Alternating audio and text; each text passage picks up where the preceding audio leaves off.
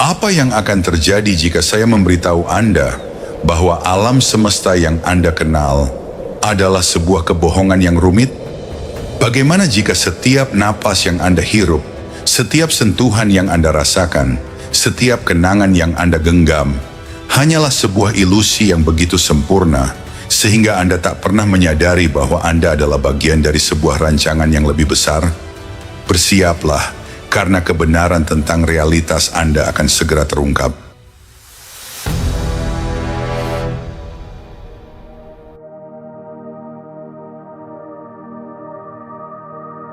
Ribuan tahun yang lalu, jauh sebelum teleskop atau komputer ada, para resi agung telah merenungkan misteri ini. Dalam teks-teks kuno seperti Upanishad, mereka melihat bukan hanya alam semesta, melainkan sebuah manifestasi dari Brahman, kesadaran tertinggi yang tak berbentuk, samudra murni yang meliputi segalanya. Dari ketiadaan yang tak berbentuk, lahirlah Dewa Brahma, sang arsitek kosmis. Dengan pikirannya yang tak terbatas, dia memimpikan seluruh keberadaan ini menjadi nyata. Proses ini mereka katakan, bagaikan laba-laba yang mengeluarkan benangnya sendiri, atau rambut yang tumbuh dari tubuh, menunjukkan bahwa segala sesuatu muncul dari Sang Abadi. Seperti seorang pemrogram ulung yang menciptakan dunia virtual dengan rancangan yang cemerlang. Konsep ini bergema dengan legenda lain tentang Dewa Wisnu, yang bersemayam dalam tidur yoganya yang abadi, di mana alam semesta ini hanyalah sebuah mimpi agung yang terbentang dari kesadarannya. Ini adalah maya, selubung ilusi kosmis yang begitu sempurna, begitu meyakinkan, sehingga kita terjebak dalam dramanya. Maya diibaratkan seperti kita menonton film yang begitu menghanyutkan, hingga kita lupa sedang duduk di bioskop, meyakini sepenuhnya bahwa pola cahaya di layar adalah dunia nyata. Bahkan filsuf Adi Shankara membandingkan maya dengan tali yang disalahartikan sebagai ular dalam cahaya redup. Ketakutan itu nyata, namun penyebabnya hanyalah kesalahpahaman. Bhagavad Gita pun menguraikan betapa sulitnya melampaui ilusi ini, seolah lupa bahwa kita hanyalah bagian dari sebuah proyeksi yang maha dahsyat. Lalu, di era kita yang dipenuhi kemajuan teknologi dan penemuan ilmiah, sains modern mencapai kesimpulan yang mengerikan. Bagaimana jika para resi itu benar? Filsuf Nick Bostrom dalam hipotesis simulasinya berbisik, peradaban super canggih mungkin telah menciptakan dunia virtual yang tak terbedakan dari kenyataan. Dan temuan fisika kuantum menggema menunjukkan bahwa realitas kita bukanlah materi padat, melainkan lebih menyerupai informasi, pola energi, seperti sebuah tatanan terprogram yang terus berjalan. Ini juga selaras dengan kosmologi Hindu yang menggambarkan multiverse luas, dengan alam semesta yang tak terhitung jumlahnya. Bhagavata Purana bahkan menggambarkan alam semesta ini sebagai gelembung di lautan kosmis yang muncul dari pori-pori Mahavishnu saat dia bernapas. Setiap alam semesta ini berisi 14 alam atau dimensi yang berbeda, menampung makhluk dengan tingkat kesadaran bervariasi. Siklus kosmologi Hindu dengan hukum karma dan dharmanya juga menyerupai sebuah program komputer yang berjalan dalam siklus tanpa akhir, di mana setiap sebab memiliki akibat dan setiap tindakan membentuk tatanan yang tak terhindarkan. Apakah alam semesta ini adalah sebuah susunan terencana dan kita adalah bagian dari hakikatnya?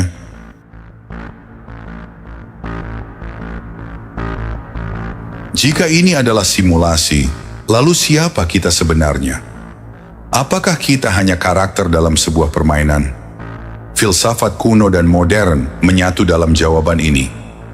Tubuh dan pikiran ini hanyalah awatara, alat sementara dalam dunia virtual ini, sebuah wadah fana yang kita kenakan untuk mengalami drama keberadaan. Namun jauh di lubuk hati kita, bersemayamlah Atman, diri sejati yang abadi, kesadaran murni yang tak tersentuh oleh ilusi, yang telah melupakan asal-usulnya yang agung. Inilah dilema terbesar manusia. Kita mengidentifikasi diri sepenuhnya dengan peran kita dalam permainan ini. Terperangkap dalam bayangan di dinding gua, tak menyadari hakikat sejati kita. It would seem to follow that the odds that we're in face reality is 1 in billions. Namun di tengah semua ilusi ini, ada jalan keluar.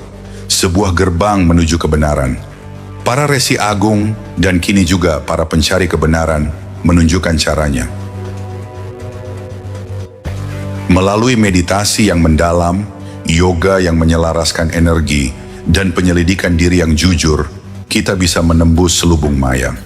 Ini adalah perjalanan untuk melihat pola dasarnya, untuk memahami bahwa kita bukanlah sekadar bagian dari simulasi, melainkan kesadaran itu sendiri yang mengalami simulasi.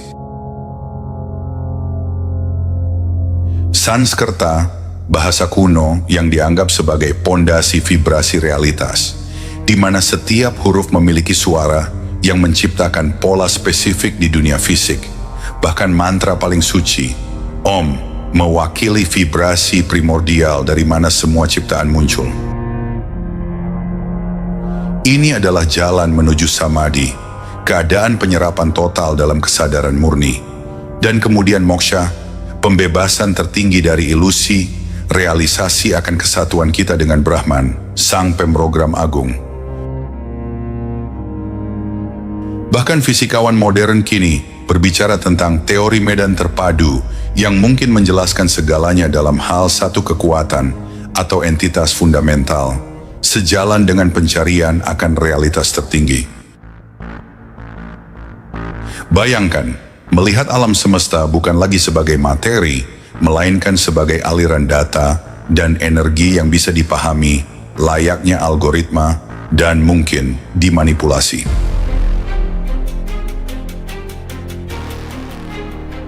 Lalu, mengapa permainan agung ini ada? Kitab suci kuno menyebutnya Lela, permainan ilahi, sebuah taman bermain bagi jiwa-jiwa untuk berevolusi, untuk belajar, untuk mengalami segala spektrum keberadaan. Ini adalah lingkungan belajar yang sempurna, di mana setiap tindakan memiliki konsekuensi, namun tidak ada yang benar-benar hilang saat awatara mati. Lebih dalam lagi, tradisi Tantra menawarkan perspektif bahwa alam semesta ada sebagai sarana bagi kesadaran untuk mengenal dirinya sendiri melalui berbagai bentuk dan pengalaman yang tak terbatas. Dari bisikan para resi hingga gema teori ilmiah modern di laboratorium canggih, semuanya menunjuk pada satu kebenaran yang menakjubkan. Realitas kita adalah sebuah konstruksi, sebuah ilusi yang dirancang dengan indah, namun sangat sempurna untuk pertumbuhan jiwa. Pesannya yang paling mendalam, Anda bukanlah boneka dalam permainan ini. Anda adalah bagian dari kesadaran yang menciptakan permainan itu sendiri. Anda adalah ekspresi dari yang sejati. Jadi apakah Anda siap untuk mempertanyakan realitas Anda? Apakah Anda siap untuk terbangun dari mimpi yang telah Anda jalani seumur hidup? Mungkin kuncinya bukan untuk keluar dari simulasi, melainkan untuk menyadari bahwa Anda adalah salah satu penciptanya.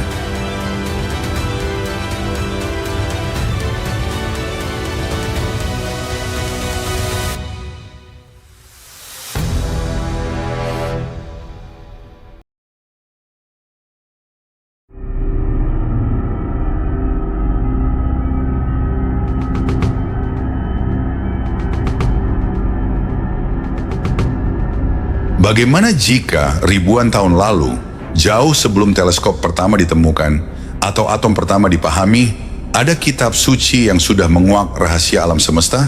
Kitab suci Hindu, mereka telah menjabarkan kebenaran ilmiah yang baru saja dikonfirmasi oleh sains modern kita. Bayangkan sejenak, sebuah zaman ketika semua orang percaya bumi itu datar, dan kita semua adalah pusat alam semesta. Tapi di sudut lain dunia, para astronom Hindu kuno dengan berani menyatakan bahwa bumi sebenarnya bulat dan bumilah yang berputar mengelilingi matahari. Ya, berabad-abad sebelum Kopernikus menyatakan hal ini. Dalam video kali ini, kita akan menyelami 10 contoh yang akan membuatmu terpana. Dari atom yang tak terlihat, gravitasi yang mengikat kita, evolusi makhluk hidup, bahkan bedah plastik yang canggih. Bersiaplah untuk membuka pikiranmu, menembus batas waktu, dan melihat sejarah dalam cahaya yang baru.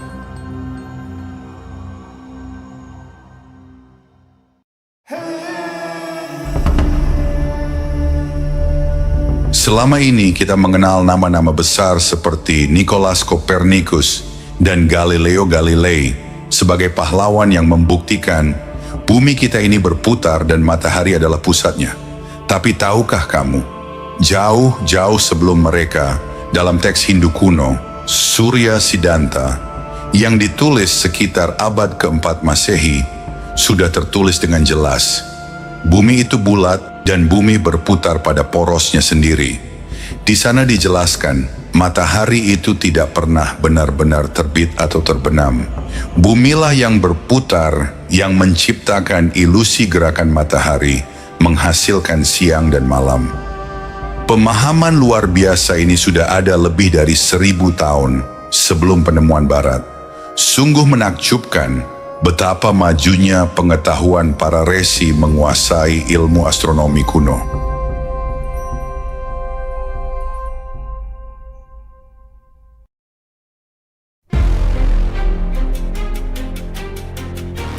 Pada tahun 1859, Charles Darwin memperkenalkan teori evolusi modern, menjelaskan bagaimana kehidupan di bumi berevolusi dari organisme sederhana menjadi makhluk kompleks selama jutaan tahun.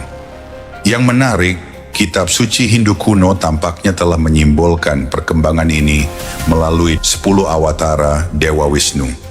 Urutan ini dimulai dengan Matsya, mewakili kehidupan air, lalu Kurma awatara sebagai amfibi. Kemudian Waraha awatara berwujud babi hutan sebagai mamalia darat awal, dan Narasimha yang melambangkan spesies transisi. Perkembangan berlanjut dengan Wamana manusia kerdil dan bentuk-bentuk manusia selanjutnya, hingga puncaknya pada Sri Rama, Krishna, dan Kalki, avatar masa depan, yang merepresentasikan manusia yang sepenuhnya berevolusi. Urutan ini secara mencengangkan sejajar dengan tahapan evolusi biologis, dari makhluk air, amfibi, mamalia, hingga akhirnya manusia. Sebuah pemahaman kuno tentang perkembangan bertahap sepanjang waktu.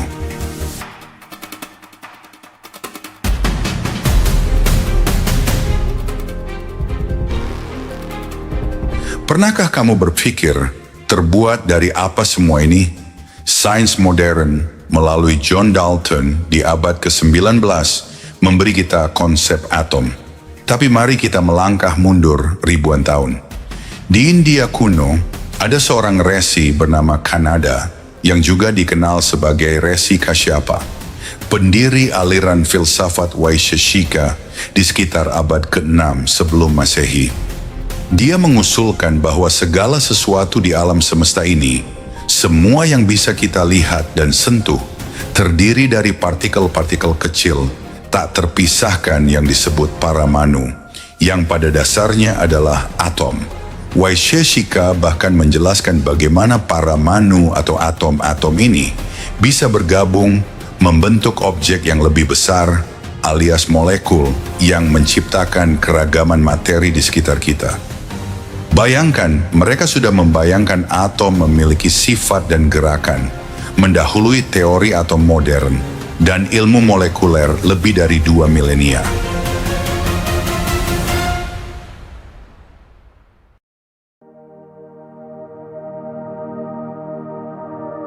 Ketika apel jatuh dari pohon, kita langsung teringat Newton dan hukum gravitasinya di tahun 1687. Dia menjabarkan bagaimana gaya universal ini menarik benda-benda satu sama lain. Tapi benarkah dia yang pertama? Teks-teks Hindu kuno seperti Manusmriti sudah menyebutkan konsep kekuatan tak terlihat yang menjaga segala sesuatu tetap berpijak di bumi. Ini selaras sekali dengan prinsip dasar gravitasi. Manusmriti menjelaskan bahwa kecenderungan alami bumi adalah menarik objek ke pusatnya, mencegah mereka terlempar ke luar angkasa. Sebuah pemahaman intuitif tentang tarikan gravitasi, jauh sebelum fisika modern memberinya nama dan rumusnya.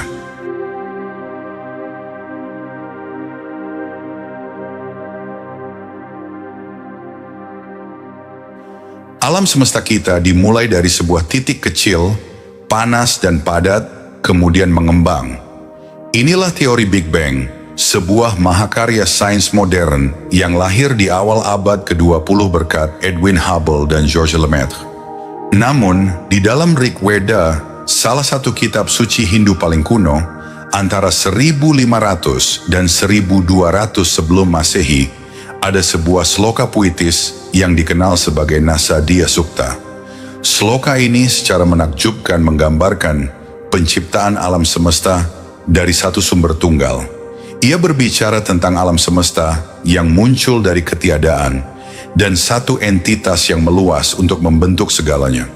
Mirip sekali dengan Big Bang, ini adalah bukti mendalam bagaimana para resi Hindu kuno sudah merenungkan asal-usul kosmos ribuan tahun sebelum sains modern.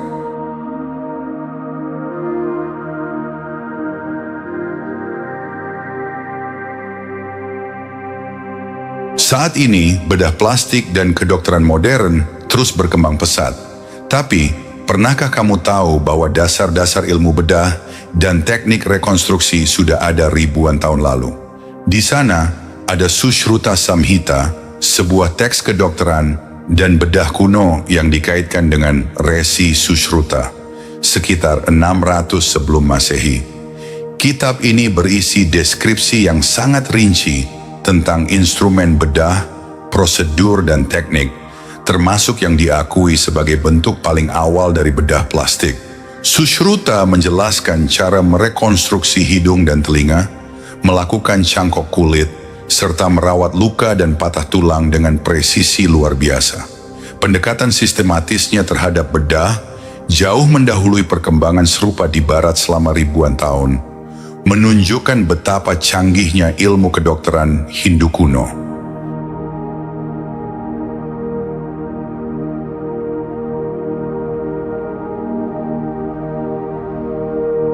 Gagasan tentang multisemesta, banyak alam semesta lain di luar milik kita, adalah konsep yang sangat mutakhir dalam fisika modern. Para ilmuwan hari ini berspekulasi bahwa ada alam semesta tak terhingga, masing-masing dengan hukum fisika dan realitas yang berbeda. Tapi tunggu dulu, konsep mengejutkan ini sudah menggema dalam Bhagavata Purana dan Weda yang disusun ribuan tahun lalu. Bhagavata Purana menggambarkan alam semesta yang tak terhitung jumlahnya, masing-masing dengan penciptaan, pemeliharaan, dan kehancurannya sendiri. Weda pun berbicara tentang alam dan bidang kosmik yang tak terhitung. Pemahaman kuno tentang multisemesta ini mendahului teori-teori ilmiah modern selama ribuan tahun, menunjukkan bahwa kosmologi Hindu sudah berani merangkul gagasan realitas tak terbatas, jauh sebelum sains kontemporer.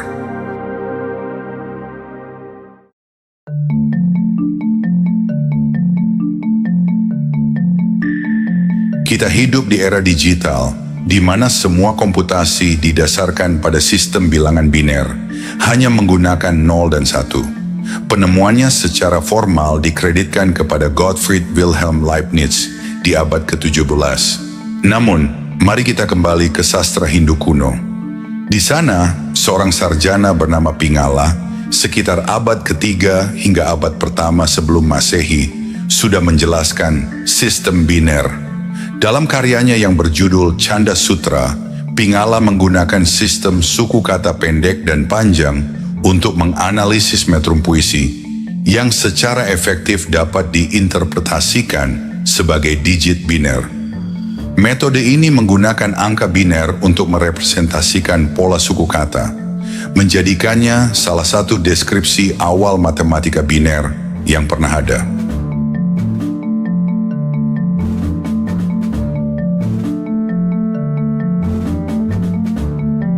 Bagaimana air menguap, membentuk awan, lalu jatuh sebagai hujan? Penjelasan ilmiah rinci tentang siklus air baru kita pahami di abad ke-17 dan ke-18. Tapi dengarkan ini, Weda kuno, terutama Rigveda, sudah memuat sloka yang menggambarkan aspek-aspek siklus ini ribuan tahun yang lalu. Rigveda secara puitis menjelaskan bagaimana air naik dari bumi dan kembali dalam bentuk hujan, menjaga kehidupan dan kesuburan planet ini. Sebuah sloka kuno bahkan berbunyi, dari air bumi dipelihara dan dari air langit dipenuhi awan. Ini membuktikan bahwa para resi kuno memiliki pemahaman intuitif yang mendalam tentang siklus air, jauh sebelum para ilmuwan modern berhasil menjelaskannya.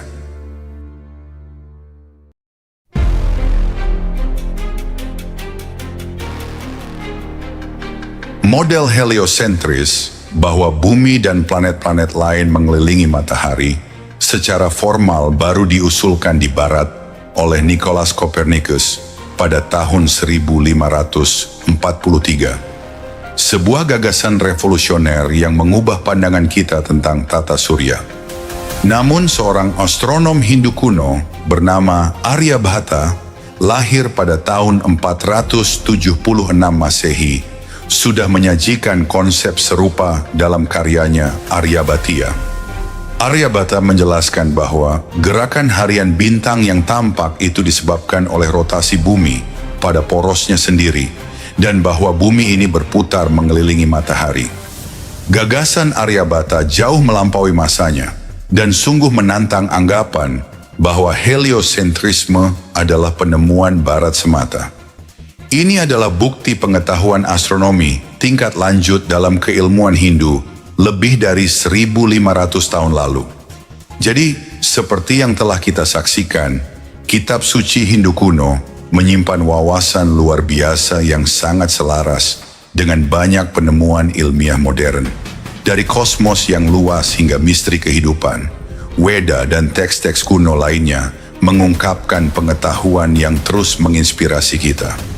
Meskipun sains telah maju pesat dan membuka tabir rahasia yang tak terhitung jumlahnya, masih begitu banyak yang harus kita jelajahi. Namun ada banyak kebenaran mendalam yang sudah disebutkan ribuan tahun lalu dalam kebijaksanaan Weda.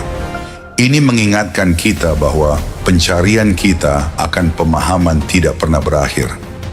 Dengan menghormati pengetahuan abadi ini, kita bisa memperluas apresiasi kita terhadap sains sekaligus spiritualitas. Terima kasih untuk like dan komen Anda semua.